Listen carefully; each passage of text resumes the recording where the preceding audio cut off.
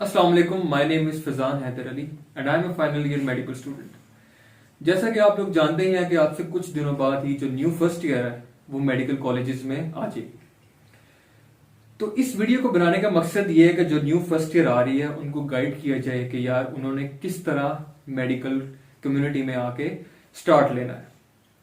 सबसे बड़ा जो अलमिया ये है कि जो इस वीडियो को बनाने का मकसद था वो ये था कि जैसे कि एफएससी से लोग जब मेडिकल में आते हैं एमबीबीएस में, तो उनको पता नहीं होता कि हम पढ़े किस तरह।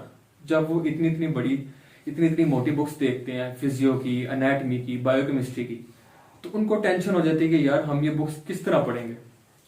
तो आज इस वीडियो में मैं आप लोगों को बताऊंगा कि आप किस तरह इन सब इश्यूज को सॉल्व कर सकते हैं या इन प्रॉब्लम्स को, इन टेंशंस को टैकल कर सकते हैं।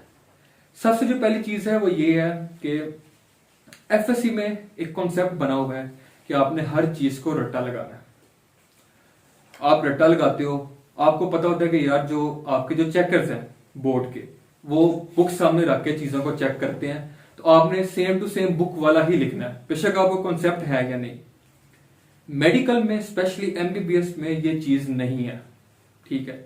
इसका मकसद क्या है इस चीज बात को बताने का कि आपने हर चीज को, medical is not about cramming everything. जिस बंदे का कॉन्सेप्ट अच्छा है एमबीबीएस में, उसके लिए एमबीबीएस हलवा है। आप इतनी इतनी मोटी बुक्स देखेंगे, आपको हर चीज याद करने की जरूरत नहीं है।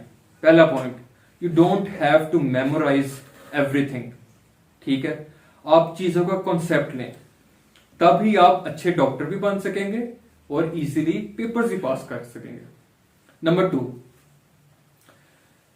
There is a rule in MBBS, don't work hard, work smart.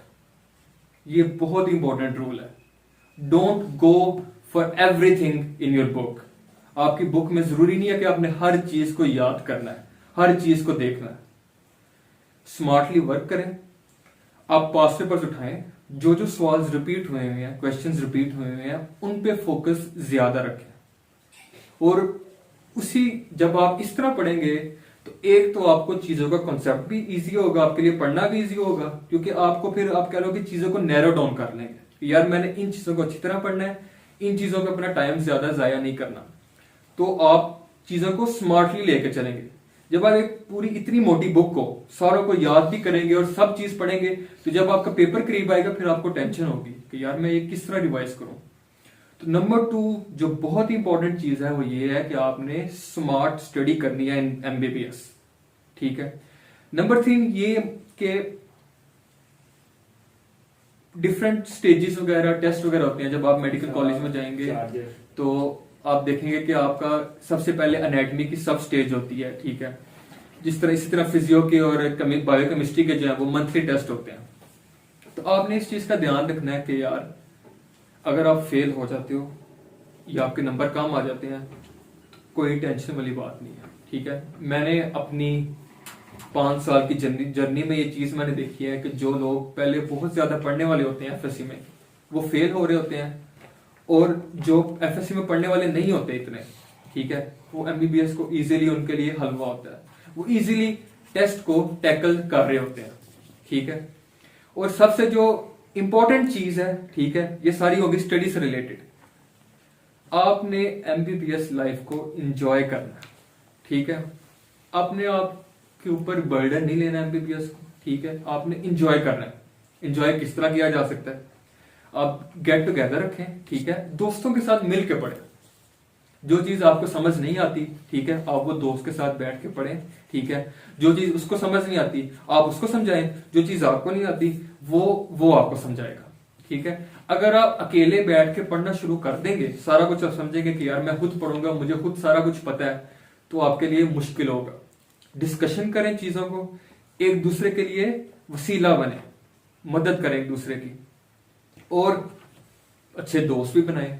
हर चीज मैटर करती है, क्योंकि एमबीबीएस में आपने अक्सर सुना होगा कि ये कह लें कि एक बहुत ही अफसोसनाक और एक बहुत ही बड़ी कह लें कि सैड रियलिटी है कि लोग डिप्रेशन का शिकार हो जाते हैं, और ये गलत चीज है।